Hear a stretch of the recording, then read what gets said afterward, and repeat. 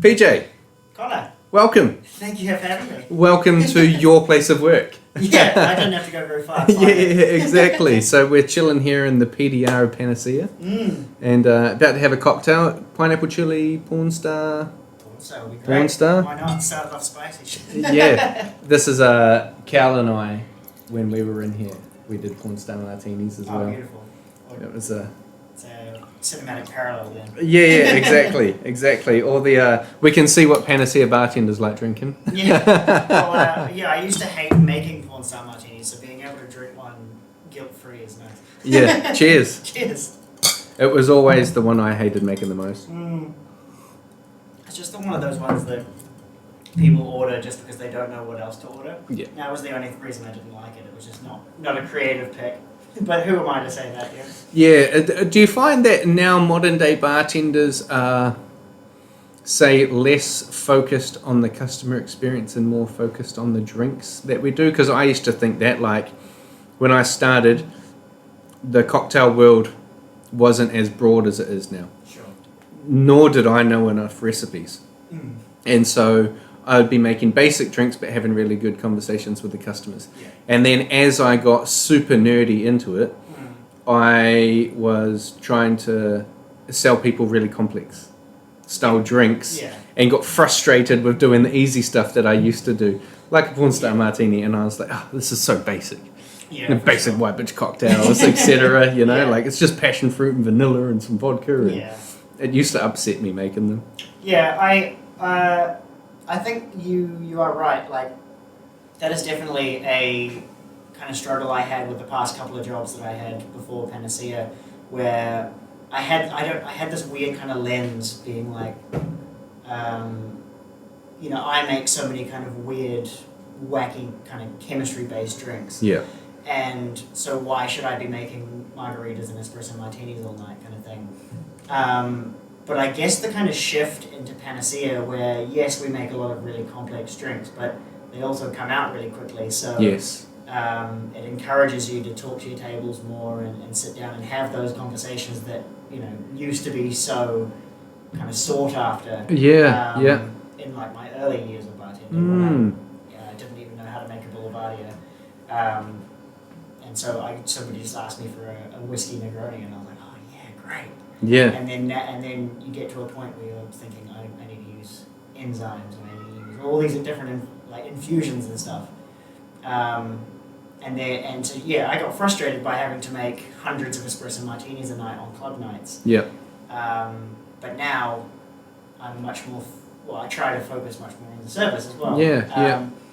I think certain places maybe focus on the drink complexity more than customer service, but I think, and not to toot our own horn, but I think Panacea is a kind of pioneer in trying to move back to customer service as opposed to just fancy drinks. Yeah. You've literally just kind of given me a little bit of a light bulb moment type thing. That the start of bartending was always customer. Talking at the bar, being the the on-site therapist type thing.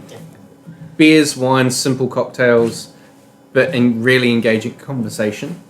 And then it transitioned into this very I think it's when the term mixologist became a thing. I've always, in my own little way, thought that anyone that calls himself a mixologist is just code for I'm a douchebag and I don't really know what the fuck I'm doing. Yeah, suspenders and twiddly mustaches. Yeah, exactly. Because most really good bartenders operating in the cocktail space, they just call themselves bartenders. There's as little wank in it because they've already achieved the knowledge that they need. Yeah, you don't need to kind of add a title onto that. Exactly. You don't need to be stroking the ego to make yourself sound fancier than you are. You shouldn't, yeah. Yeah, exactly. It's maybe a throwback to when dentists call themselves doctors type thing, you're not a real doctor. I'm sure you are, but... Exactly. But we've kind of transitioned from that simple drinks, really customer focused, and then everything got really sciencey and molecular, and we were all trying to do... I've done so many drinks that I shouldn't have done, or I should have thought less about them, or thought more about them, and there's whole different ranges of it. Oh, for sure. But it got to the point where you were focused on the drink and what you were selling more than the customer. And then I've just sort of had an epiphany in terms of what we were talking about then, the batching. When I started batching cocktails, which is 6 years ago, I looked at it purely from a efficiency standpoint. Yeah. If I have batched a lot of my drinks, it's going to get them out faster. Yeah. And I thought about the customer in relation to how long they have to wait for a drink. Yeah. But I did not think of the customer in the way, if I'm taking less time to make a drink, I get more time to conversate with them. Yeah. And you just talking about, you're doing very complex drinks here at Panacea, but they're really efficient because a lot of them are batched, which means you spend that time talking to the customer. Yeah. And so I kind of, I've just realized this is the evolution. Some people are still stuck in the middle of the evolution where the customer is not getting the attention that they deserve. Yeah. But then, like Panacea, sort of pioneering a way that bartending is done, there is a reintroduced focus on the customer in their experience, in their conversation. Yeah. Playing board games with them. Yeah, we've got a couple of chess sets. We've got Shut the Box. Do you play Shut the Box? Danny taught me how to play it on Tuesday. Oh, it's awesome, eh? It's great. I was like, this is the coolest game I've ever seen. I might buy one of these for having it home. Amanda and I will just play it. We've had a couple of people come in. A good example was a couple of weeks ago. Dice and Fork in Vic Park. They're like a proper board game cafe and bar. And they didn't renew their liquor license. So people were recommending them to come to us for some cocktails. Yep. And they were like, oh yeah, we just wanted to play some board games and have some drinks at the same time, but we couldn't, so we came here and just thought we'd have some good drinks. And I was like, have I got a game for you? We've got Shut the Box. And so I introduced them to Shut the Box, and by the end of the night they were, screaming in the nook over who's winning and stuff. Yeah. Board games are such a great thing for a bar. Definitely. I think more places should have specialty board. Chess is great, don't get me wrong. But interesting stuff like Shut the Box. Yep. I don't know, Snakes and Ladders might be a bit of fun. Who knows? Yeah, Jenga's always been an annoying one for a bar. Yeah. You got shit on the table, it falls over, and there goes a glass, something like that. And then, it is always fun, but then, if you lose a cocktail and you have to, sheepishly be like, hey, I'm sorry, we got too into Jenga. Yeah. It's fun. I've broken a glass and I need another drink. Yeah, and we're going to play another round of Jenga. It snowballs. Yeah, from bad to worse. And it's also loud. Yes. I guess at Panacea we kind of have a median noise level. Like everyone's kind of having decent conversation. Yeah. But in the middle of that, if you're clattering and then it's just a bit off-putting. Yeah, very distracting. Yeah, for sure. Takes people out of their intimate conversation that they're having. Yeah, exactly. It's like, oh, what the fuck's going on over there? Yeah, exactly. Oh, I love it. Yeah, no, I like what's going on here, what you guys are doing, how it's all working. How are the eau-de-vies going? Really well, actually. What's that journey been like? So I'm doing my second pop-up at the moment, which by the time this airs will be finished, but there'll be a third one coming up in April. Cool. But yeah, this one around has been awesome. It's been a collaboration with Michael from Project Hydrosol. Yep. So for our first pop-up, I went to him with a watermelon eau-de-vie, because I wanted to see what a watermelon spirit would taste like. I feel like, I want to do stuff that nobody else has done. Mm-hmm. And I tried making the watermelon eau-de-vie in my copper pot still. I don't know if you've ever boiled watermelon, but it is really swampy and there's none of that beautiful, delicate, crisp flavour of biting into a fresh watermelon. And it was a little bit disheartening. So I went to Michael to see, because he's got a rotovac, to see if he could get those more delicate flavours. So I did another ferment and we tried again, and it came out incredible, like a watermelon Jolly Rancher kind of thing. Yep. But with, fresh and juicy elements, not too much kind of like estery funk or anything, just real crisp and clean. Mm-hmm. So this one that we're doing now kind of focuses more on the cleaner elements and showcasing his hydrosols and trying to show what non-alcoholics can be as well. Yep. So we've got a cucumber, which was super interesting because cucumber doesn't have a whole lot of sugar, so the ferment I had to adjust with a little bit of sugar. Mm-hmm. But it was super interesting because I didn't remove the skins off the cucumber, which I've had one or two bartenders say that they would have done that to make the spirit a bit more clean. Okay, so is the skin giving it a bit of a muddy, dirty? Not really, no. It kind of, to me, adds a little bit of tannin, a little bit of bitterness and body, which, fair enough, fair play, some people maybe not expecting. But I think it just adds a bit more complexity to the spirit instead of just being real clean and, cucumber by itself doesn't usually have a whole lot of flavour. A little bit of skin in there won't hurt nobody. Yeah, exactly, for sure.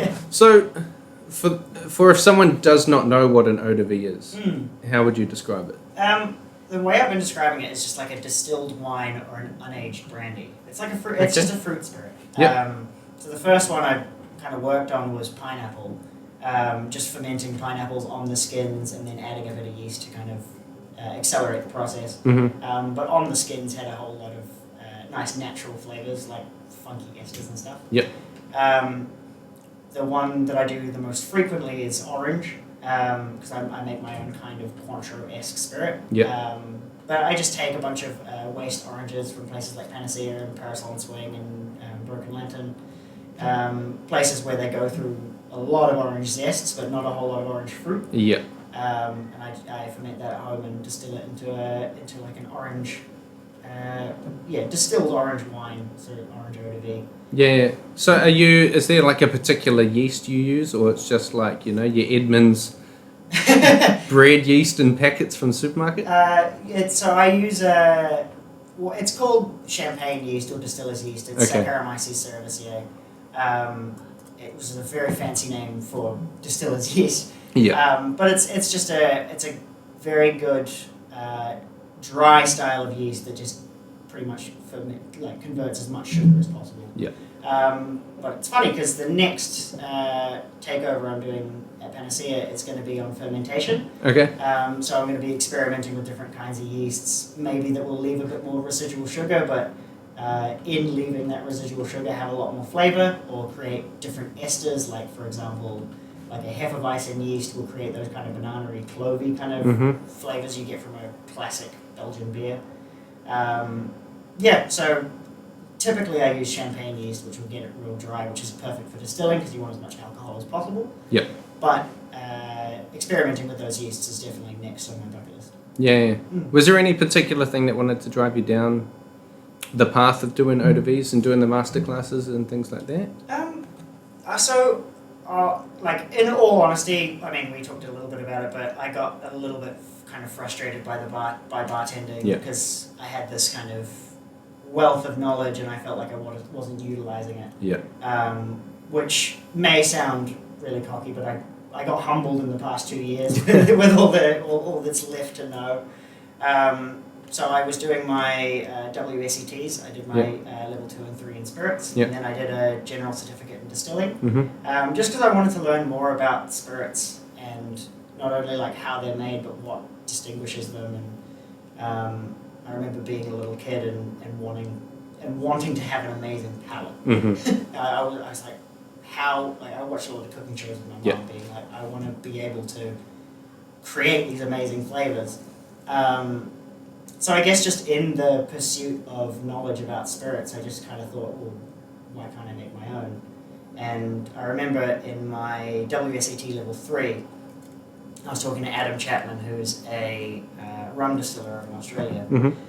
And he has this philosophy about esters, which are flavor compounds that are created by the reactions between alcohols and acids during fermentation and distillation. And he specifically has chickens on his distillery because he harvests this chicken shit, his words, because chicken shit attracts a certain fly, and these certain flies have certain yeasts on their feet that create a certain acid during fermentation, and that acid will react with alcohol to create this ester. So he literally adds chicken shit to his dunder in a fermentation to create this acid fruity flavor. Yeah. Which just blew my mind that that he can actually utilize chicken shit to create this rum. That is incredible. It's awesome, hey? Yeah, that is incredible. So I did a bit of my own research for my pineapple eau de vie, and it's with pigeon shit. Yeah, Pukeko shit. Creating the local, right? Yeah, exactly.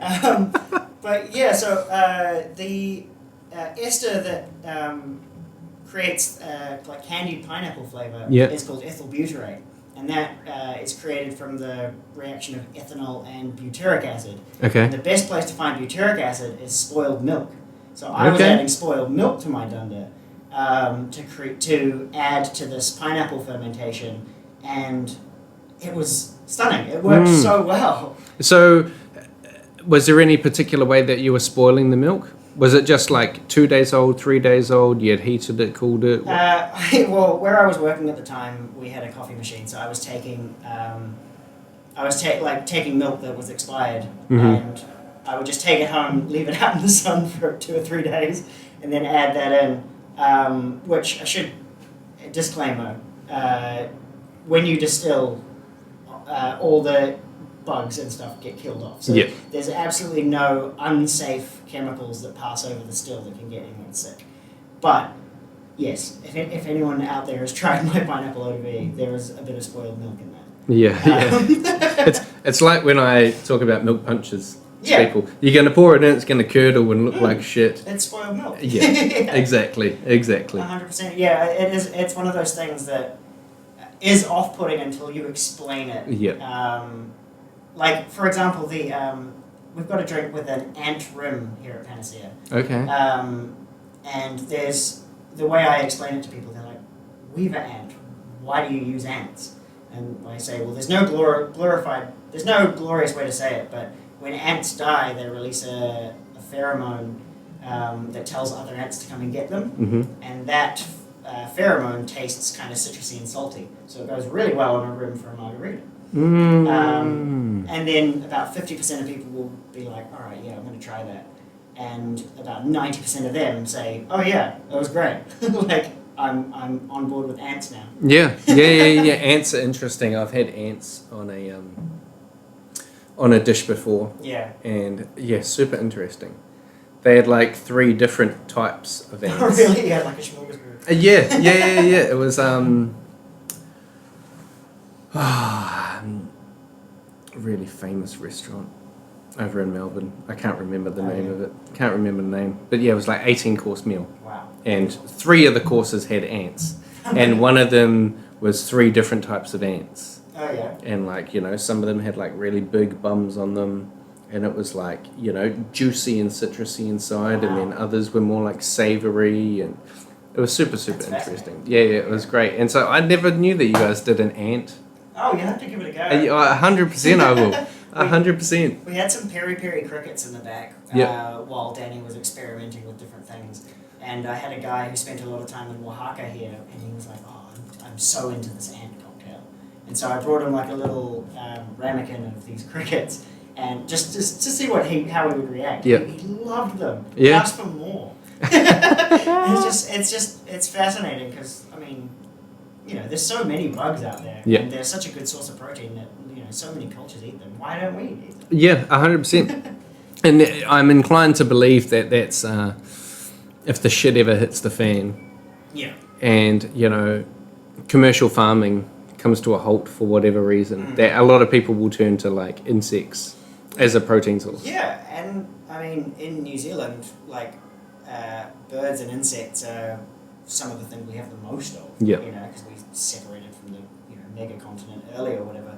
But I can imagine a weta probably has heaps of protein. Yeah, for sure. I mean, hoo-hoo grubs. Yeah, 100%. People love hoo-hoo grubs. Like, I remember being a young kid out in the bush with my dad, and Dad's like, "Oh, look at this hoo-hoo grub. Tastes like peanut butter." Eats it. I've never tried one. I don't. Well, I'm allergic to nuts. Oh, so I'm not super familiar with what peanut butter tastes like either. Yeah, fair enough.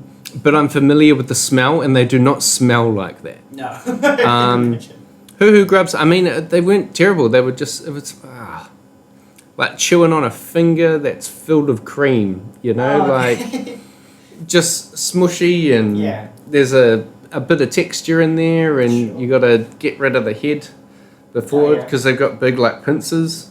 Oh yeah, that would. Because that's how they chew through the wood that they live in. And, you know, and I'm pretty sure my understanding is they digest the sugars of the wood that they're consuming, the cellulose and things like that. And that's, you know, how they grow, and then they turn into things like, you know, wetters and all this other sort of shit. Other fun, delicious things. Everything that starts as a grub larvae thing, it's just a particular type. But yeah, I can't tell you actually if they taste like peanut butter. To give it a go. But yeah, they don't smell like peanut butter. And yeah, rubbery, mushy. Not a great texture. It depends if you think rubbery and mushy is not the best texture. I suppose it depends on what you're eating. Yeah, totally, because you know you can have a bit of squid. Oh yeah, for sure. It's got a bit of rubberiness to it. Yeah, regardless of how well you cook it. Yeah. There's always going to be a little bit of rubberiness. Yeah. And you got other shit like, you know, maybe some petite fours where there's cream inside, and that's a little bit of a surprise. Oh yeah, like, you know? like one of those old candies that have like the sour inside. Yeah. So like there's a little bit of a surprise element. To be fair, I haven't had a lot of them. Fair enough. But yeah, just that's kind of what I remember from being younger. Maybe that's an insect you guys can look into for a cocktail. Maybe, yeah. Maybe we can. There's some way we can like pop some of the cocktail into the hoo-hoo so it explodes in your mouth with mezcal or something. Not a bad idea. Not a bad shout. My brain was going somewhere along the lines of like screwball peanut butter whiskey. Oh yeah. And like garnishing it with a hoo-hoo grub or something like that. That would be fun. Like a little like old-fashioned style. Yeah, exactly. Just like a little peanut butter old-fashioned with a hoo-hoo grub on the side. Yeah. Because I remember when Danny was first playing around with like scorpions and things like that. Yeah, that's right. We're looking at doing like a scorpion and some ice and how we're going to play with it. Oh, that would be cool. I was so keen to do it. At that point, I hadn't actually figured out how to do it. Right. Since then, it's a few years. And I'm like, okay, we could do that. Yeah. All we need to do is like pull the trigger. Yeah. And we'll be able to move forward with it. How much would an ice cube cost you if you had to put a scorpion into it? Like for a consumer. Yeah, for a consumer, I would have to check how much a scorpion costs. Yeah. But like pretty much a standard pricing. If one clear cube is $1, stamped ice is like $1.50. Yeah. And the customer also buys the stamp. Yeah. And then the garnished ice, which is what we call it when we freeze something inside the ice, we normally do them at $2.50. Okay. And that's purely because the spacings that you have to have of all the different garnishes needs to be quite generous. So, you know, we can actually cut them out. Yeah. So you get half the amount of product coming out of it. And then there's just a lot more time involved in it. And there's normally the price of the garnish is involved in that as well. Yeah. And so, but to be fair, we do a lot of rudimentary stuff like flowers that we grow in our own garden. Awesome. You know, like rosemary that grows in our own garden, thyme, things like this. Everything that we've put in ice so far has been like homegrown and easy to pick, make sure it's safe. There's no chemicals, you know, no glyphosate or whatever sprinkled on it because it comes from a commercial farm.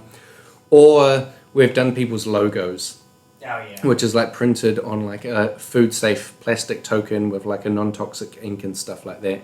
And we've got a printer that we get them from, and you know, they normally work out to be like 40 or 50 cents a pop. So it's like $2 for the ice, and the 50 cents of the $2.50 goes into buying the thing. Yeah, for sure. We did some stuff for Samsung. They wanted like computer components. Oh wow. It was for the release of, the Galaxy AI? Oh, yeah. And it has the circle function. You can circle something and it'll tell you what it is, rah. Yeah. And so they got us to put like little like resistors and diodes in the ice, and we did like some cables tied in a knot, like in a little bow, and put them in and things like this. And so when they were doing the launch for it, people could use the circle function on the object that was in the ice. Wow. I thought that was really cool. That's really clever, yeah. It was like, a little collaboration of ideas, and we came up with something pretty cool. That is really cool. But yeah, it probably, off the top of my head, it probably cost like $2.50 or something like that for us to do it, unless the scorpions. Obviously, massively expensive. Yeah, exactly. If it costs us $3 a scorpion. Then yeah, $2.50 an ice cube is probably not a good business model. No, exactly. It'll probably more look like $5 or something like that for that ice cube. But we're super happy to try anything that anyone comes up with. Now that we've got it figured out as well. Yeah. There was a lot of trial and error at the start. There was a lot of fuck ups. A lot of shit got wasted. Amanda and I were literally talking about it the other day. Like, can you remember 3 years ago when we tried doing that for the first time? And now we do it every week. And what an absolute nightmare it was. All the mistakes we made, and we're up at 4 a.m. in the morning trying to figure it out and all this sort of shit. But now we've got it figured out. I'm just keen to do some fun, interesting stuff. Yeah, so you don't have to throw away hundreds and hundreds of scorpions. Yeah, exactly. And that, more than selling anything, I don't like throwing stuff away. No, definitely. Like, I want to be as minimal wastage as possible. Like, everything that we can keep, we've got to try and keep it. We've got to try and find a way of using it. Yeah. And ultimately, sometimes you just have to bite the bullet of like, I've just got to chuck it. And that's where we're a little bit fortunate. Yeah. It's water. Yeah, for sure. We can put it back into the environment. We can melt it and water the garden with it. Yeah. If it goes down the drain, it's not a contaminant. No. So it's not going to affect any of the waterways, and it's going to get refiltered, and it's going to end up back in drinking water. Or, At the end of the day, you are pretty lucky for that, I suppose. 100%. Like, if we had a product that wasn't water, and with the cocktails. Yeah, definitely. You fuck up a cocktail. Yeah. Pour in tequila and everything. Like, bro, this is a fuck up, a breadcrumb mojito moment. Oh yeah. We were doing a drink for a customer, and this 1 4-litre batch was required. It was like 2.3 litres of cachaça. Oh yeah. And cachaça is what colour? Clear. There we go. And so I had it on the bench. Yeah. And I just, in my mind, I was like, that is that. I know what it is. So I'd never put a label on it. Oh, right. And then I was doing my thing, and I think like I must have got a phone call or something. And so it took my mind off the game for like 30 minutes. Oh, no. And I was doing this, and this, and then someone came up to give me a hand. And I was like, right, cool, we got to do that. And so I'm going to just get rid of these dishes. And I just pick up this jug of what looks like water and just tip it down the sink. No. We do all the dishes, wiping it down. And I'm like, right, I've got to finish that cocktail I was making at the start. And then I'm like, I don't know where the cachaça's gone. Oh, no. Did you move it? Where could it go? And I looked everywhere for it. And then I was just like, I've just got this in the back of my mind that I've just tipped it all down the sink. Oh. And like it had been infused and everything, and that took like 2 or 3 days to do. Yeah. And I felt so bad. And in those instances, like where we're using the customer's product, so I'm like, well, fuck. There goes our portion of that profit, go to the bottle shop, I've got to buy all the cachaça to replace it, go back, let's start this again. And that was just a dickhead moment. And so when you end up throwing things away like that, it just hurts the heart. Oh, definitely. A lot more. We used, when I was at Parasol, we did 19-litre kegs of kegged cocktails. And I remember there was one day that I wasn't there, because I usually was on the prep on Mondays and Tuesdays, and I wasn't there.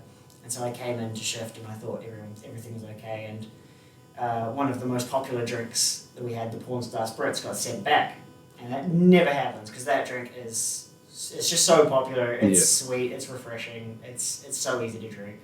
But it got sent back because it was too strong, which was baffling to me, because it's a spritz. Right? Yeah. And so I tried some, and it was just overwhelmingly gin.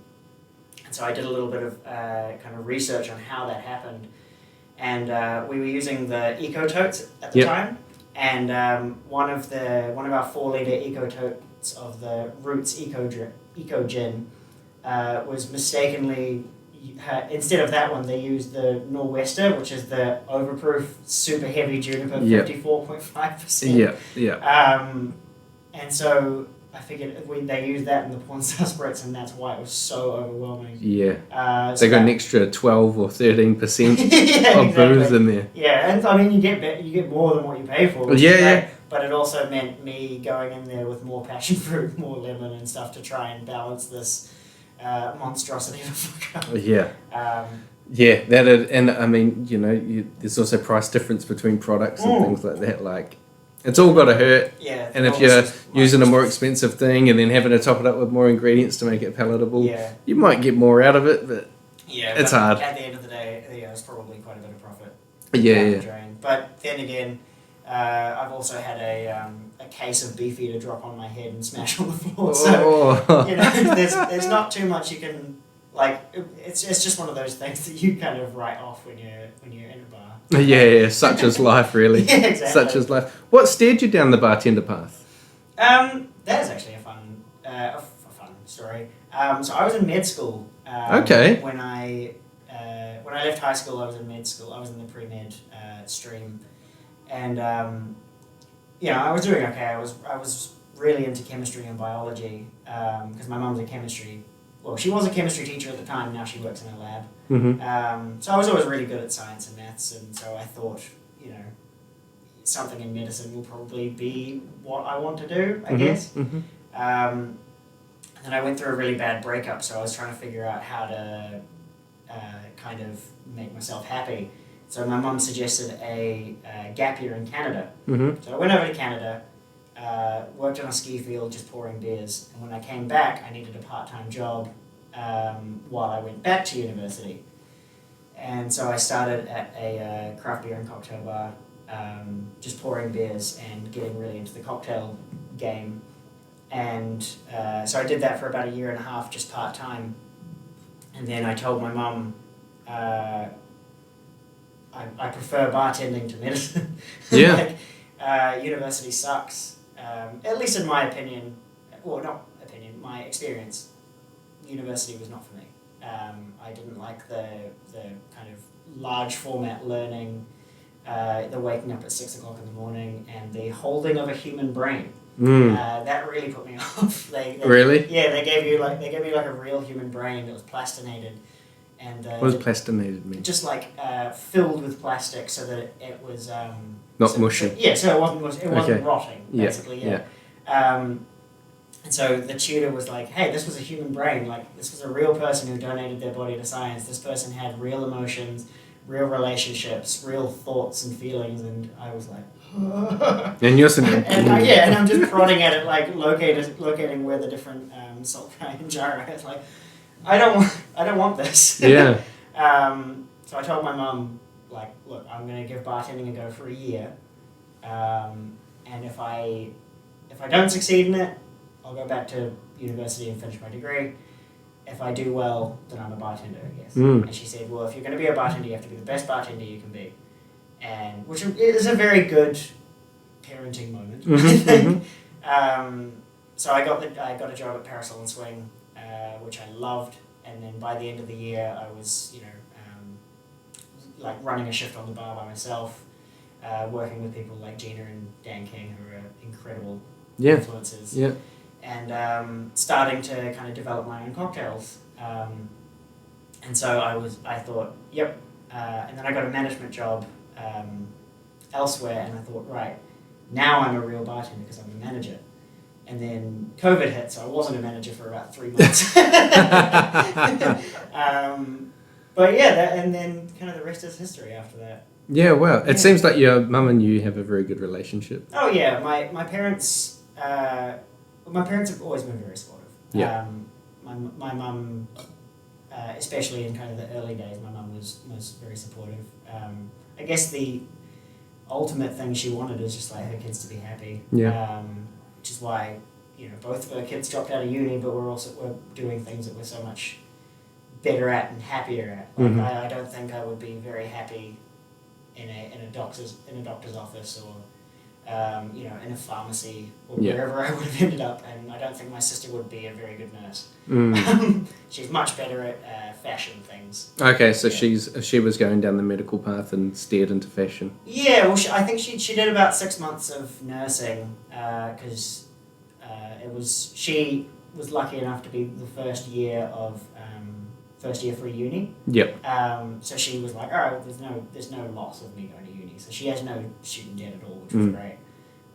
So she did about 6 months of nursing and then started managing a kind of boutique clothing shop on K Road called Crushers. Okay. So she was there for about 4 or 5 years or something, and she absolutely loved it, and she crushes the fashion game. So, that's the main thing, right? Yeah. Fuck, you gotta love what you do. 100%. And gotta love what you do. I've had my ups and downs, and bits of this industry that I love and bits of this industry I don't love so much. But at the end of the day, I love making delicious drinks. Yeah. And chatting to fun people and meeting cool people here. So, at the end of the day, I can't really see myself doing much else. Great. Yeah. Love it. Love to hear that. Brace yourselves. It's sponsorship time. I know ads can feel like the Broccoli podcast, but today we're talking about the Bar Society, a company I own and operate. So think of it as supporting my broccoli farm. This goes out to all cocktail lovers and hospitality pros. Are you ready to elevate your drinking experience? Introducing the Bar Society, New Zealand's leading clear ice supplier. Whether you're stirring down a classic old-fashioned or crafting the perfect gin and tonic, there's no substitute for crystal clear ice.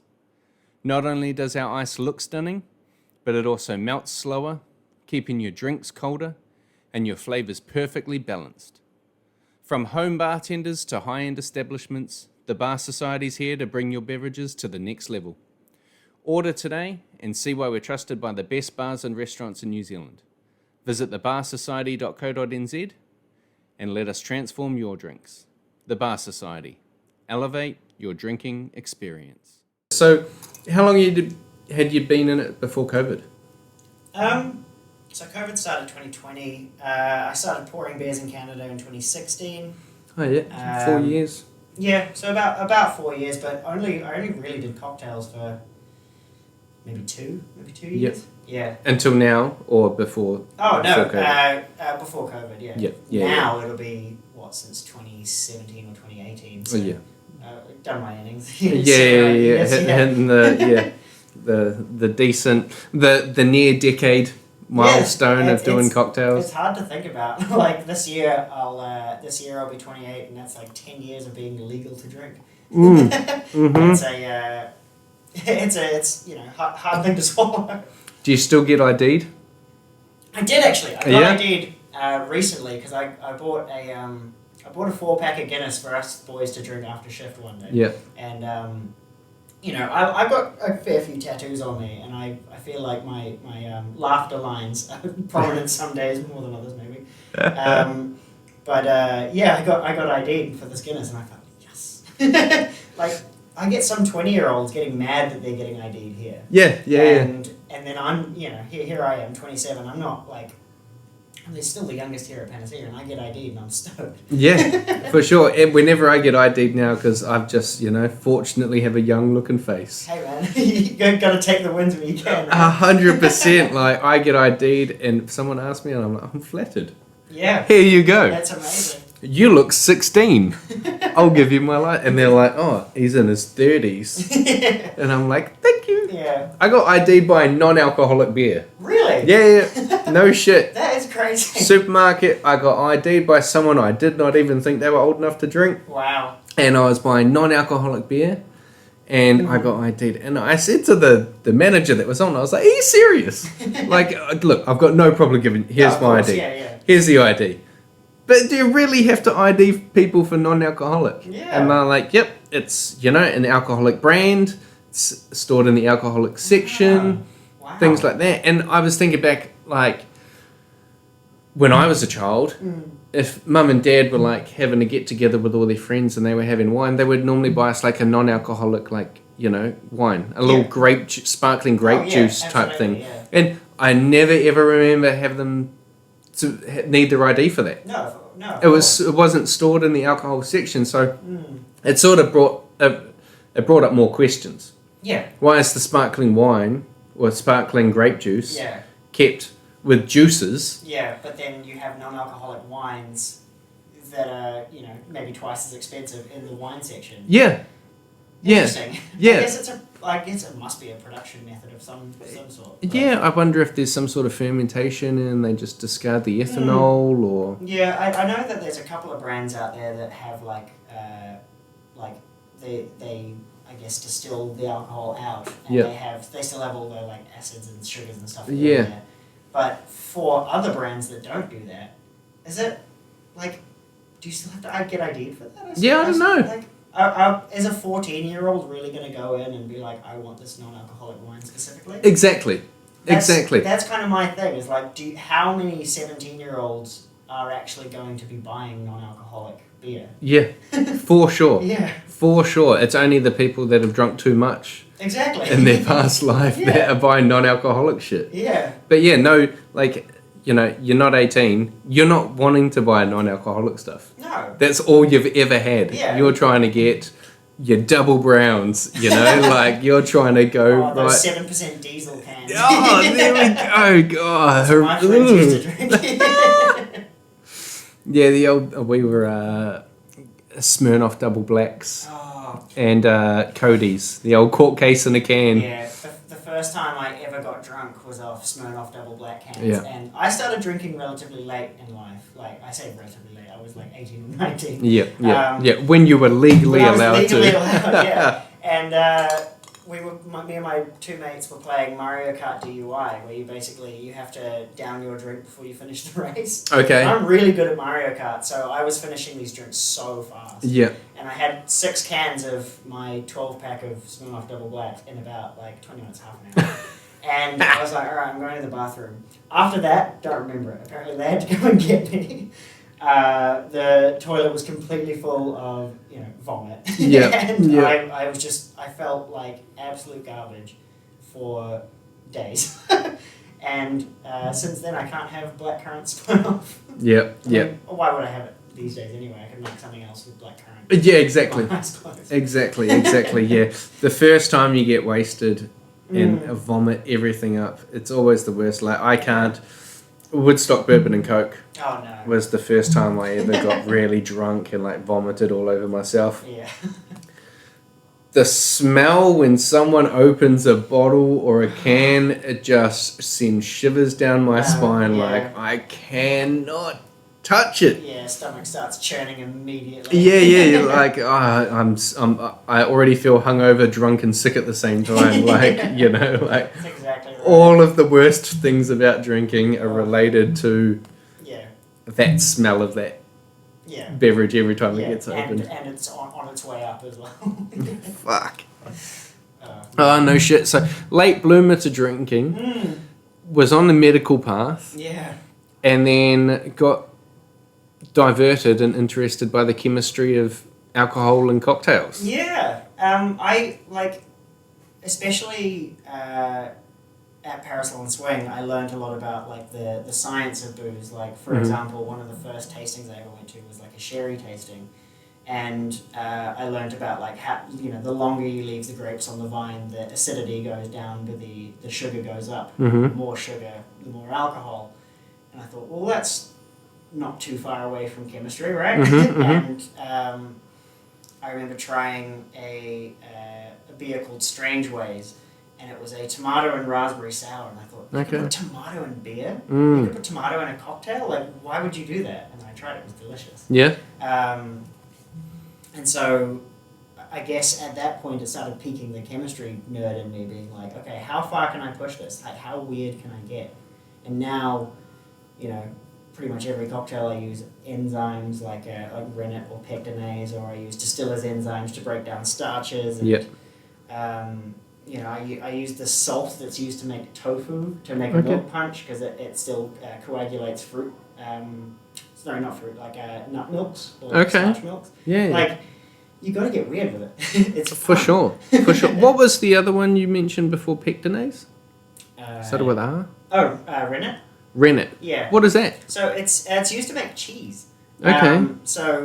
I wanted to make a desserty milk punch without having to use citrus, so that I could keep having those dessert flavors. Mm-hmm. And I came across rennet, which you can get vegetarian and vegan alternatives. Are you vegetarian, vegan? No, but I just like to have inclusive things. Yeah. Yep. But obviously the milk punch isn't vegan if you're using milk. But you don't have to add in another allergen kind of thing. Yes. But I found that if you dissolve this rennet tablet in water with just like a tiny bit of citric acid as a catalyst, like not enough for half a teaspoon per 5 litre batch, so you're not going to taste it at all. Mm-hmm.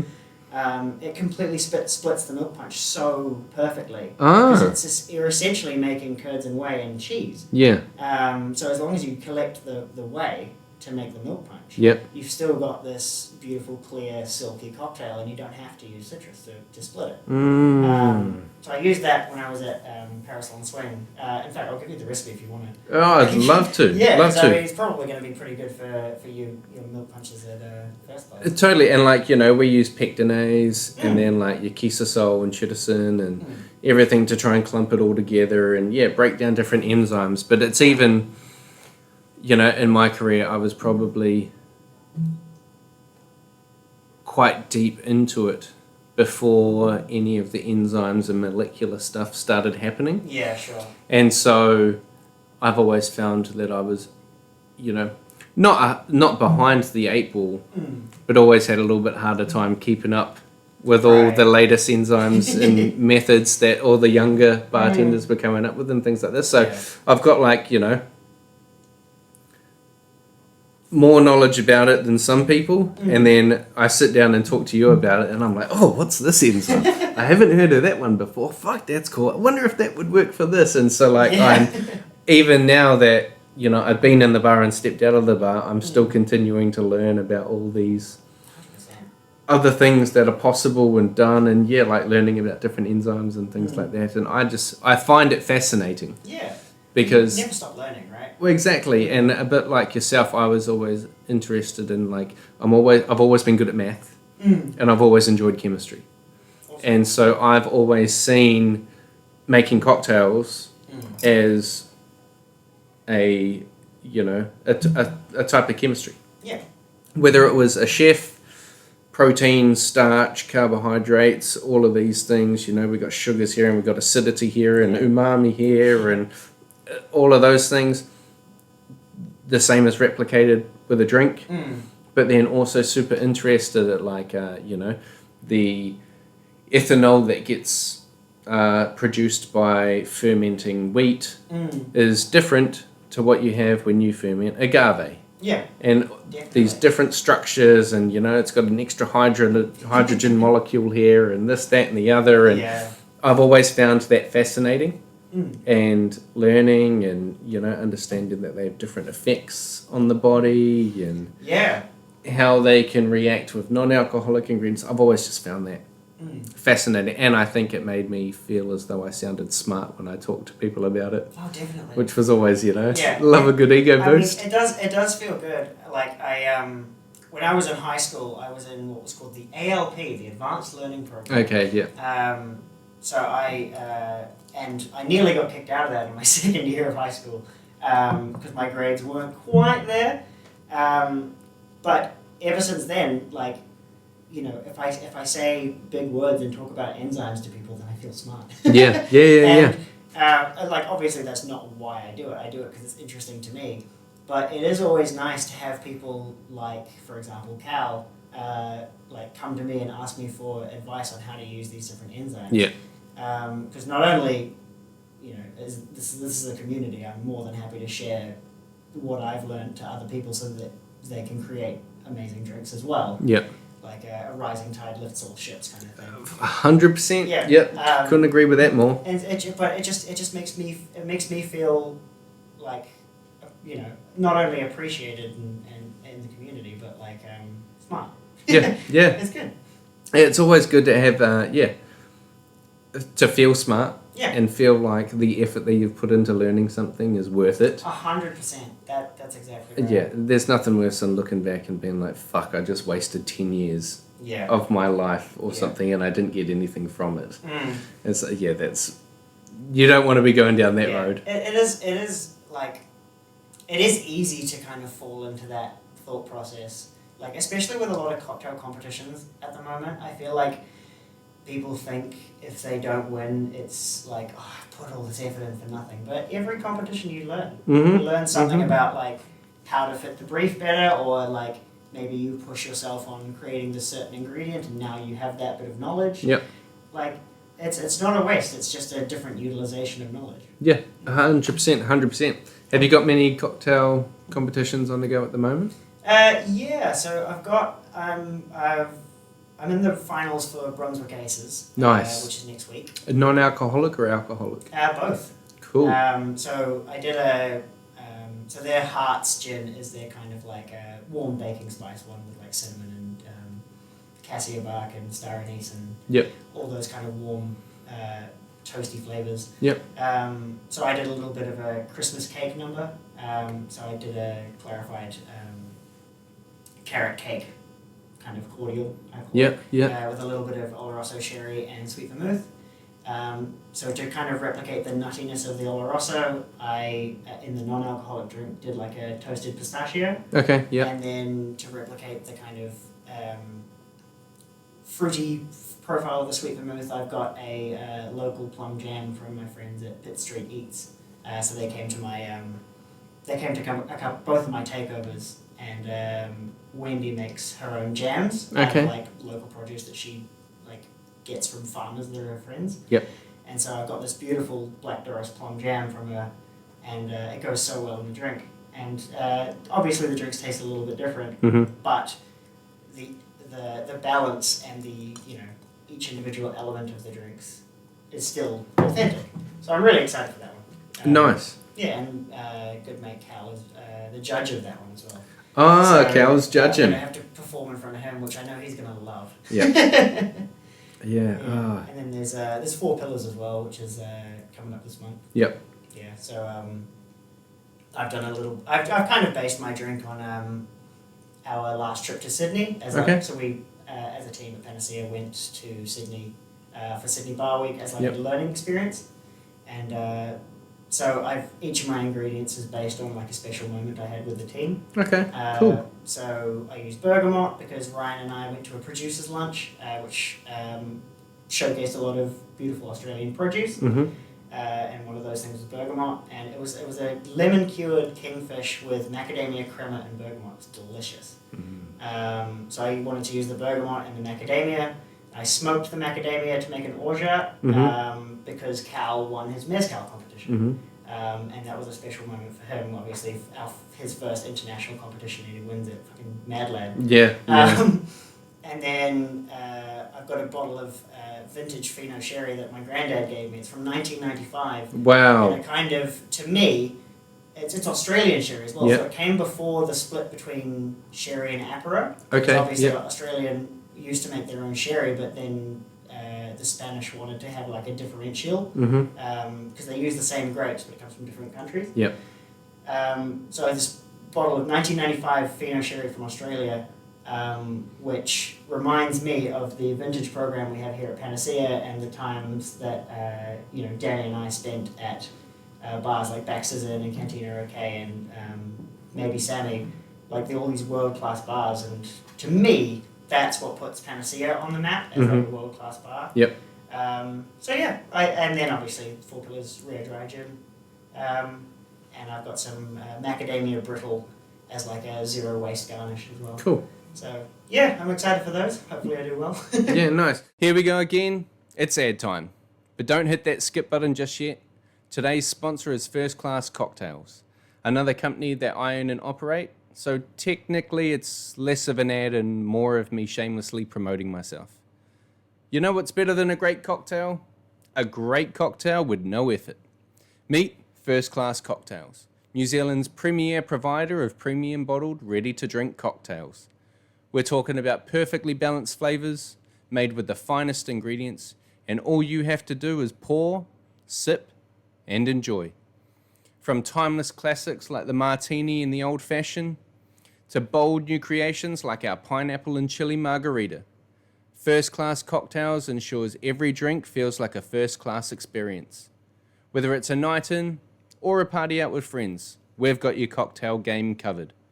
Order now at firstclasscocktails.com and raise your glass to effortless luxury. First Class Cocktails, because every moment deserves to feel first class. Is zero waste something you think a lot of whenever you're designing your drinks? 100%, yeah. I try and waste as little as possible. Mm-hmm. Obviously, sustainability is a big thing for a lot of distillers and bartenders. So, especially for cocktail competitions, trying to waste as little as possible is always super important. Not only for, brand awareness and image and whatever, but for actual sustainability and, actually caring about the ingredients that you use and trying to get as much out of them as you possibly can. Yeah. For pretty much every competition I enter, I try and incorporate some sort of reuse of my ingredients, whether it be a dehydrated coaster of all my pear pulp waste from my Cardrona cocktail, or I made little mochis for roots in 2023 out of waste kumara and blueberries. Okay. And just try and make everything go as far as it can. Has there been anything that you've come across that you couldn't figure out how to reuse? Not really. Like most things, I'll experiment with, and even worst case scenario, the experiment goes to absolute shite. I will redistill it and try and get as much alcohol out of it as possible. Okay, or I will pop it into a ferment, like a general ferment, and try and make as neutral a spirit as I can, so that at least that sugar or that alcohol has had some reuse. Yeah. So it hasn't just kind of gone down the drain or in the bin. I try not to throw things that have flavour in them in the bin. It's just sad. My freezer is completely full of onion skin and the tops of carrots and stuff because I like to make my own stock because I just don't want to put things that have flavour in the bin. Yeah, okay. I'm a believer that the way people do some things is typically the way they do all things. Yeah. You're very zero waste in terms of food produce. Mm-hmm. Are you also that in terms of materialistic stuff? Have you kept on to every DVD you've ever had? It's funny you say that because I've just moved house. I moved house 3 times in the past 6 months. Yeah. And figuring out how much shit I have, just because I can't, I want to hold on to things because everything has a memory associated. Yeah. I think my family is a little bit hoarderish. Okay. Not quite really bad, but it's funny you say that because I do hold on to basically everything. Yeah. I still have my Game Boy that I got from when I was 10 years old. Oh. Obviously, I'm never getting rid of that. Yeah, for sure. Other stuff associated with that, I'll have a Pokemon DVD or a VHS tape. I don't have a VHS player, but I've got a Pokemon VHS tape because I remember watching that. It's the Snorlax episode. Everyone loves Snorlax. Yeah. So it's funny you say that. Yeah, I don't like throwing things away. I love it. Yeah, it's just I could hear it. Yeah. And I was like, I bet if we went through PJ's wardrobe, cool, we would find shit from fucking the 80s in there. It was handed down to him from someone and it's been held on to. And yet, the old Game Boy and things like this, I've still got the old Game Boy that I grew up with. They're so good. Oh, I love it. And it's actually, that has now been handed down as well to my oldest brother. He handed down his Game Boy Advance. Oh, awesome. And then it stayed in my wardrobe for a long time, and it's now been handed down to his son. Oh, awesome. And so it's gone through like 3 generations. That's and so good. Yeah, there's a lot of memory associated and things like definitely. I've just started a replay of Pokemon Emerald because I found it. Well, it was the one game I was missing while I was moving, and I was so upset. Yeah. And I found it while I was going through my 10,000 boxes of shit. Yeah. And I just restarted it. It's awesome. Emerald was my favourite. Oh, it's so Ruby good. and Emerald. I never got into Sapphire. Yeah. I was like, gay. You know, like... It's nowhere near as cool as Groudon. Exactly. And who was the dragon from Emerald? Rayquaza? Yeah. He was so cool. Yeah, so cool. So cool. Love it. And my nephew got one of the new Switches. Oh, yeah. For Christmas. Nice. And man, the Pokemon games have changed. Oh yeah. I don't know if they're open world now. Yeah, it's like Grand Theft Auto with Pokemon. Yeah. Like you're running around, I'm gonna cruise through this grass. Yeah, I love there's a lot of discourse online about the new Pokemon games. Yeah. I think they're awesome. Yeah. I think they're so much fun. It's a natural evolution, isn't it? Yeah, definitely. I mean, evolution's all Pokemon's all about, right? Exactly. Like, it's ironic that I just brought up the Grand Theft Auto reference, but, the first Grand Theft Auto was bird's eye view. And you had to mow people down, jump in a car and drive. Yeah. Pokemon was bird's eye view. Oh, yeah, and it was 8-bit. The Golbat, like the sprite for Golbat, he's got his mouth wide open, he's got this gross tongue, and now he's an actual bat and he flies, so he looks like an actual thing. It's exactly. Just so funny how that changes.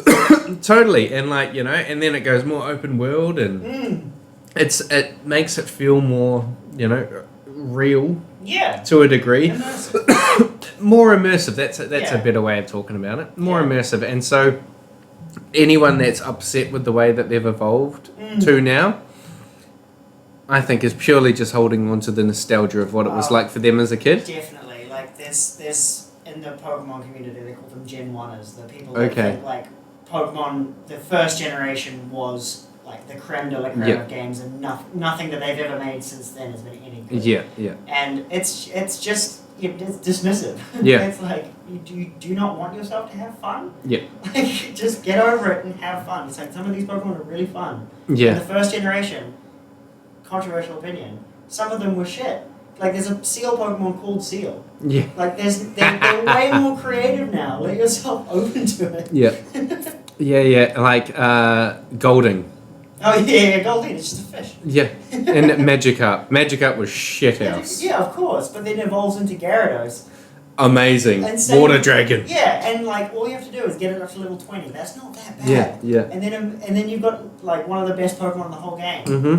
Just let yourself develop it. Yeah, for sure. I was always disappointed that because part of the attraction was the 150 Pokemon. You got to catch them all. Yeah. The song, got to catch them all, Pokemon. Yeah. And the Poke Rap. Yeah, it's literally now impossible to catch them all. One of my biggest things that I am the most proud of in the world, and this is making me a massive nerd. Okay. I have actually caught all 1,025 Pokemon. Really? Yeah, in the newest games, I have them on an app called Pokemon Home on my phone. Okay. And you can transfer them out through other generations. So this is like 18 years of work that I have on my phone. That is some investment. Pokemon. And recently, this is going to make me sound like a massive nerd, but recently I tested myself to see if I could name every single Pokemon in one sitting, and I can.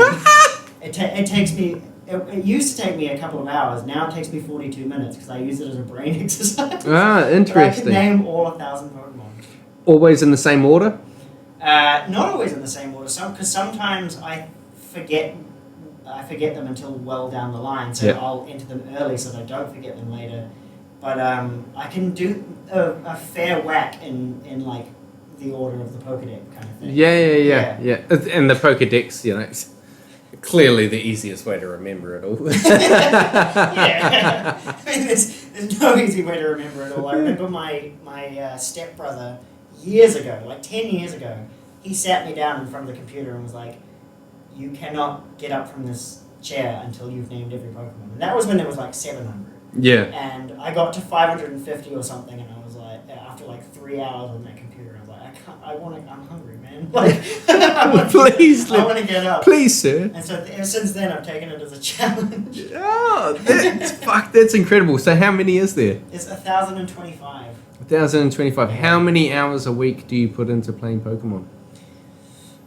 These days, not so much into playing it. Like, I've just started Pokemon Emerald, which I love. I was playing a little bit of Pokemon White version of Gen 5, which I've been really enjoying as well. So maybe like 10 hours a week. 10 hours a week? Yeah, it's enough to, help me wind down after work. But that's exactly where I was going. Do you find that, sitting down and playing Pokemon is just a great way to unwind after a long week or a hard shift or something like that? Because you've been playing it for so many years, there's not a lot of thinking that goes into walking around. 100%. You know? Like, the most thinking you think is, okay, who's my next team member? Yes. And that kind of stuff is so much fun. Yeah. Like team building. It's only 6, but there's all the different types. And, trying to make a balanced team. And yes, I've been playing it for many years, so regardless of who I end up with on my team, I'm you're going to win. Finish the game. But, maybe I haven't used Dusclops before. Maybe I'm going to use him. Yeah. Dusclops, I remember him. Yeah, he's spooky. He's got an evolution now. Yeah.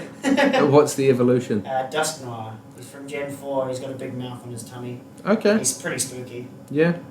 Strong? Yeah, pretty strong. He was the main antagonist in the Pokemon Mystery Dungeon games. I don't know if you ever played those. Oh, they were so good. Mystery Dungeon? Yeah. Unfortunately, was that a Game Boy DS? So there was the first one was on the Game Boy, and then they moved to the DS. Okay. But basically, you are the Pokemon, and you go through these dungeons, and you fight. Okay. And there's an awesome storyline, and unfortunately, Pokemon games are like hundreds of dollars now if you want to buy the DS ones. So I want to replay them, but I just don't I don't want to drop $200. Why has Nintendo DS become such a high value vintage? So partially because the Switch and the 3DS used to have the online stores where you could play a lot of those really old games like just on the internet. You could just download them. Okay, yeah. But the Switch doesn't let you do that for any of the old vintage DS games. Now? So now. Okay. So none of the you can't play any of the Pokemon games unless you pick up the old, like a second-hand cartridge. So I think that's why prices are being driven up recently, which is great for me because I have every single old school Pokemon. Yeah, you never throw anything out. Yeah, no, you got the collection. You got a fucking house deposit right there. I wish. If I sold them all, I'd probably get a couple of grand for it, which would be great. That's incredible. It's so good. We always talk about it like we had a Sega Mega Drive growing up. Awesome. And Sonic the Hedgehog. Oh, don't get me started on Sonic. I love Sonic. There was another one, it was like we were literally, my brothers and I were talking about it on at Christmas. But it was like a Street Fighter type game, but you played as companions. Streets of Rage. Oh, I've heard of Streets of Rage. Yeah. Oh, the best game. And yet it was like 2D, but you could only walk up and down the path like this. Is this like side-scroller kind of thing? Yeah, exactly. And then you get to the elevator and you're on the next floor. And you're like, get out of my way. And they've got little ninjas running around and you got to try and fight them and shit like that, and you get to the end of the boss. But we were talking about how we spent so many hours of our life playing all those games, and now that it's vintage, we've still got them all. Yeah. We've still got them. All of the consoles are in a box. We had all of these different controllers that had different buttons on them that weren't the normal Sega one. It's nowadays buying the upgraded. I saw it at a shop the other day. Is it Razer? Yeah. They have collaborated with Sony to do a PS5 gaming controller. Oh yeah. Normal PS5 controller, $125. Yeah. Guess how much the Razer one is? Oh no. $570. And all it really said is that it had 2 extra triggers on it. For what? And some feedback, and I was just like, there has to be a small child living in that to justify the price of that. Yeah, fucking hell. It's baffling. Like, that's basically the cost of a PS5, no? Yeah. I mean, like, I'm sure they're $1,000 or whatever, but like $500 for a controller? That's like, out the gate. I mean, so many people love video games. You're pricing out such a huge portion of your market. Yeah. What are you doing? I could not understand why it was so expensive and why it was so much better than the normal PS5 controller. And I was like, really? I'd rather buy 3 normal controllers than buy one of those things. Yeah, and then you can play with your mates, like co-op or whatever. 100%, 100%. And so, it's crazy, but I got a little bit off topic then. But like, thinking about how if we hold on to the consoles for enough time and we keep them in good enough condition that one day they might be worth something. And I mean, it's finally getting there with Nintendo games. Like my parents were always like, why do you have to buy both? Because the Pokemon games released 2 at a time, like Ruby and Sapphire, Diamond and Pearl. Yep. And they were like, why did you buy both every single year? Yeah, blue and red. Yeah, 100%. I got blue, red, and yellow. Like, when I was younger, I learned to replace the save batteries so that you could keep playing them after. Okay. Yeah. So like, you could still have your old save files and stuff. That's great. Yeah. That's great. I'll do it for you for $5. If anyone has a copy of Pokemon Red or Blue and they want their save file replaced, $5. I'll do it. Oh, I see the the reels on social media about how there's a stick that you can plug into the HDMI and it's got a controller and it has all these old games on it and things like this. And that's exactly the word I was looking for. And it had like PlayStation games and Sega Mega Drive games, and then it had the Pokemon games. Yeah. It's like you can play Pokemon on your TV, and I was just like, done. I would buy it just for that. Like, that's something that I've always missed, was like Pokemon Yellow was my game. The first ever Game Boy I got was a blue Game Boy Pocket. Oh, nice. And it was a hand-me-down from my brother. Yeah. And it had the little battery pack that you put in the back, and then you could plug the charger in. Yeah. So I had constant, and I had like a little couch chair type fold out bed thing in my room, and I would sit down and I would just play my Pokemon Yellow, and hours and hours and hours. I just fucking loved it. Yeah. And it was always like, when it got dark, you couldn't see the screen. Yeah. So it was like, that's the cutoff. Yeah. It's bedtime. I can't see it anymore. Yeah. And then the Game Boy SP came out. Yeah, with the backlight. Oh, revolutionary. So good. Revolutionary. Yeah. As soon as that started happening, I was like, fuck, I'm on this bad boy all night. Yeah. I'm going hard. I remember on car trips I would be playing on my Game Boy Color. Yep. And it would be nighttime and I'd just have to wait for the street lights to illuminate through the window so that I could see my battle. that's true 90s problem. Yeah, for sure. Problems. For sure, yeah. I never got to experience the Game Boy Color. The first one we ever had was like the original. Yeah, of course. The big brick. Red. Yeah. It was...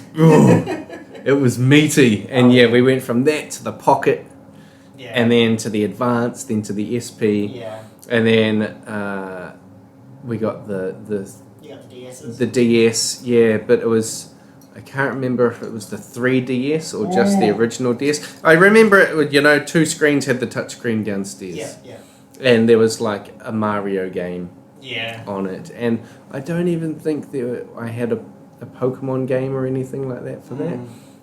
Mario is what I remember playing. Oh yeah, those old school Mario games are so good. Yeah, Mario was fun. Mario was fun. I can be totally honest and say that I have no fucking idea what the storyline of Mario is. No, because you just jump on Goombas and stuff. Yeah, right? you just run around and collect coins. Yeah, do fun shit. Yeah, it's just a fun platformer. Like, if there is a story, it was probably lost on me as well. Right? But obviously until the newer-ish games, but.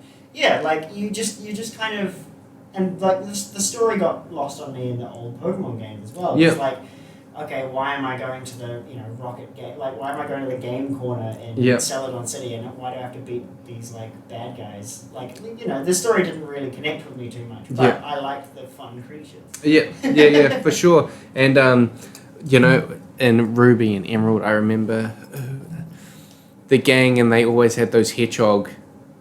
Oh, Team Aqua and Magma. Magma. Yeah. Yes. Yeah. Team Magma, and what was the skunk Pokemon that had like the spikes? What, a hedgehog type? Oh, Zigzagoon and Lino? Zigzagoon. Yeah, Zigzagoon, Yes! Oh! I'm so glad you're this encyclopedia of Pokemon knowledge. Like, my knowledge of bartending is like... minuscule compared. My knowledge of Pokemon is so much higher. Oh, I love it. Well, to be totally honest, that is really what the podcast is about. Like, I spend so much time talking to bartenders, and they're obviously the more people that I have on are hospitality based and things like that, because that's just who I'm naturally associated with. But I would rather talk about shit like this. Like, if every episode is just talking about bartending stuff for the listener, for myself, for everyone really involved, it can get a bit... Sure. Like, same thing every day. Yeah, I mean, like, obviously, for the average listener, like listening to people, who have been in the industry for a while, it's fun and it's educational and stuff. But like, unless you sit down and chat with me for hours at Panacea, like you might not know that I'm a massive nerd. Yeah, exactly. Unless you see my Pokemon tattoo. Yeah. But yeah, like getting down into this and like learning about the Pokemon and reminiscing about things that we had growing up and shit like this. I love it. This is really what I do it for. Yeah, Finding and learning about people. And it's funny because on the previous episode with Marwin, we were talking about, this is why I thought about you unwinding with Pokemon, because we were talking about unwinding. And lately my thing is like Red Dead Redemption. Oh, nice. And I'll jump on a horse. And I'll just gallop around, do some hunting, and it's just enough to like, it keeps my hands busy, and it keeps me doing something, but I don't have to be 100% focused on it. Yeah. And I can be away with the fairies and thinking about random shit. And I always love the comedy of the Big Bang Theory episode where Leonard comes out into the living room and Sheldon is playing PlayStation, and he's like, "Oh, you're playing Red Dead Redemption? I thought today was Halo night." And he's like, "Yeah, I had an argument with Amy. I just needed to get out for a walk and clear my head." And then it shifts to the screen, and he's just out walking in the field.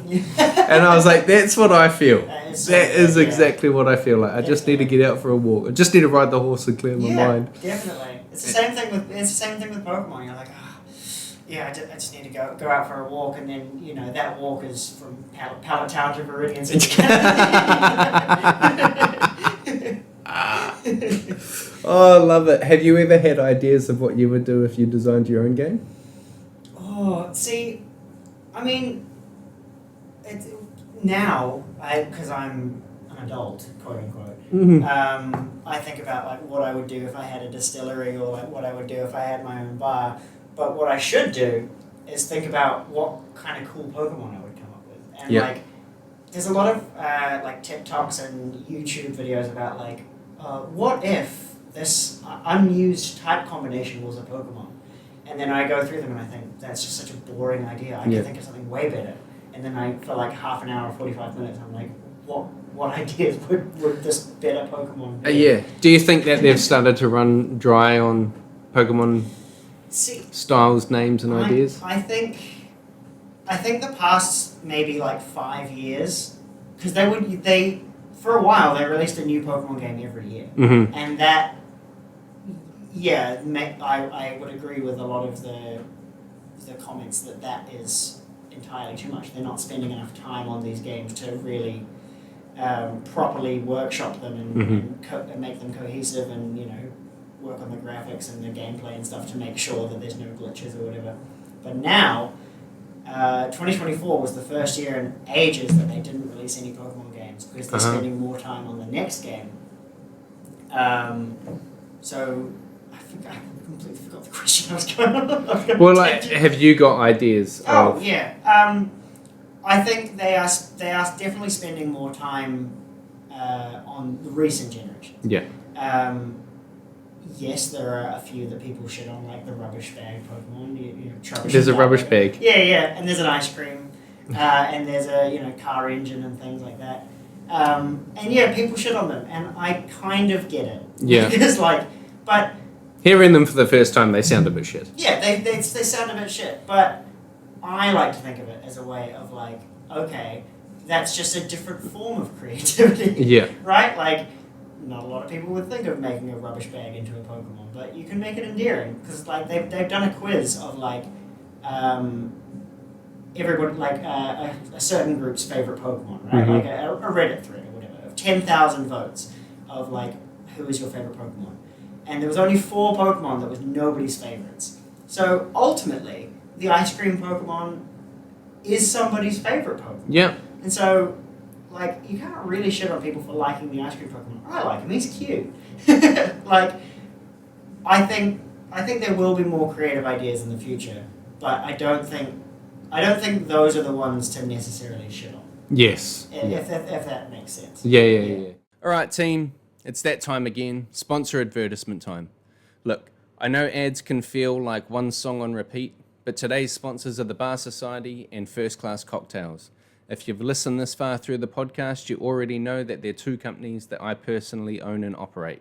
So hey, if you're rolling your eyes, at least roll them over to our websites and get ready to take your cocktail experience to the next level. Imagine this: First Class Cocktails premium bottled drinks paired with the Bar Society's crystal clear ice. It's a match made in cocktail heaven.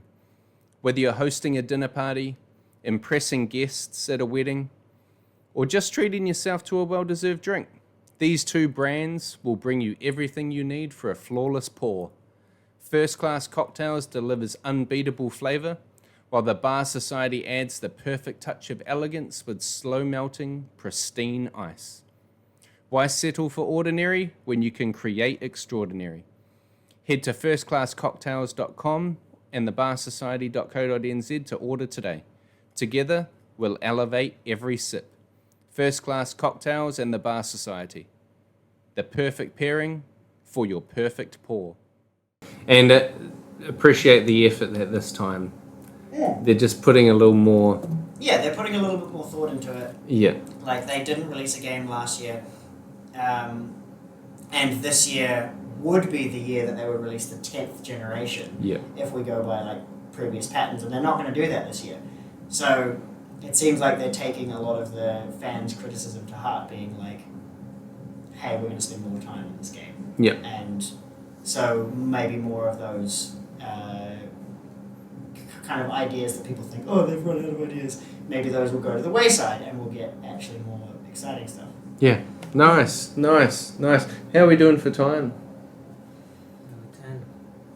120 minutes right now. Oh, cool. Oh, wow. Easy. Yeah, we have it. 120 minutes just goes like that. Sorry, now 20 goes like that. Awesome. Well, we tend to finish off with a breadcrumb mojito moment. Have I told you about the breadcrumb mojito before? Yeah. So it's kind of a throwback to humble beginnings Yeah. of where we started in our career. Oh, yeah. And so my breadcrumb mojito moment, and I'm sorry for everyone that's watched the other episodes that have all heard this story. I seem to tell it every fucking episode wrong. I learned how to make a mojito on a Friday night, or a Friday day. My first shift on the bar was the Saturday night, and the first order I received was 8 mojitos. Oh, mate. And I was like, I have got this so deep in the bag, I can't even reach it anymore. I've got this in the bag. And so, using tall Pilsner footed glasses, old school, this is, 15 years ago, down on the viaduct. I know the ones, yeah. And get my limes in there, got my rum, 8 of them. There's half a bottle of rum gone. Yeah. Got my mint. Needed sugar. Yeah. Looking around out the back, can't find it. Asked the bar manager, "Where's the sugar?" There's definitely sugar out there. If you can't find white sugar, there's brown sugar out there. I'm like, oh, sweet as, brown sugar, cool, get that. spoon it in, do my muddling and shit like this. Now, I ate the whole drink, and it looked like shit. Yeah. Literally. It was a swampy, soupy, brown mess. Oh, no. And I was, I didn't really know what the fuck I was doing, but I was pretending like I did. And the customer said, "That ain't right." Yeah. And I'm like, "Are you the bartender?" I'm actually on the bartender. Yeah. Actually, do you see where I'm standing right now? And then the bar manager came over and goes, "What's that?" I was like, "These are the mojitos, so-and-so taught me how to make them yesterday." And she was like, "That's not a mojito. That looks horrible." And then we pick up this bag of brown sugar, and it's a bag of breadcrumbs. And so that's where I fucked up, I had done it right. I just put the wrong ingredients in. Yeah. And so, from that abysmal start being the first drink I ever made behind a bar to having a somewhat successful career 15 years on, I always try and like to finish on sort of a humbling throwback moment to when we first started and we made an absolute cock up. And we've had various different stories about like chefs pouring shit into the wrong pots. And, one was meant to strain out some stuff and not realise that he had to catch the juice he was straining off, so we just strained it all into the sink and flushed it, like these sort of moments. So, yeah, do you have a breadcrumb mojito moment for us to finish on? The first kind of couple I could think of was I was at my bar. It was my first bartending job, and there was one day where I had to be left alone for about 2 hours. Yeah. And guy comes in, asks me for a boulevardier. Got no idea what it is. So I tell him we don't have the ingredients. And he's like, "Okay, do you do Negronis?" And I was like, "Yeah." And he's like, "Can you do me one with bourbon instead of gin?" And I was like, "Oh, wow, that's so innovative." Yeah, sure. I made him one of those. And obviously since then, I remembered it about 3 years later. Yeah. Like, oh my God. The other one I can remember is, one of the other ones I can remember was, I was making an espresso martini. It was one of the first times I was making an espresso martini, like, unaided. And the training wheels are off. Yeah. And the girls in front of me were Japanese, and one of them said, "Oh, sugoi," which I remember as being like awesome or cool. And I was like, "Oh yeah, I'm cool. I'm shaking an espresso martini." Completely forget what a strainer is, and I just poured like the ice and everything into the coupe. And I was like, "That's not right. I'm so sorry." And it took me another attempt to realise I had to strain the espresso martini. I was just so I'm a bartender. I'm cool shaking this cocktail. So that's a good one. That is gold. Yeah, I was 19 and like I had a crush on this girl who was a regular at the bar. Yep. And so like every time she was around, I would like try to be cool. Like, she asked me about my tattoo once. I was like, "Oh yeah, it didn't even hurt." It was like, it's on my forearm. It's like a thin line one. It took like less than 10 minutes. And I was like, "Yeah, it didn't hurt." I'm so tough. Yeah. Yes, those ones are the first ones that come to my mind. Oh, love it. That's awesome. Well, thank you very much, PJ. Thank you for having Always me. a pleasure, never a chore. And And it's been great chatting to you. yeah, it's been so much fun. Fucking oath. And I hope we get together and talk about some more Pokemon another time. 100%, yeah. I'm going to have to search around for some old games to get you to find the saves for me. Oh, mate, yes, please. I will. I'll replace those save files. Love it. Awesome. Sweet. Yeah. Thank you very much, bro. Thank you. Appreciate it.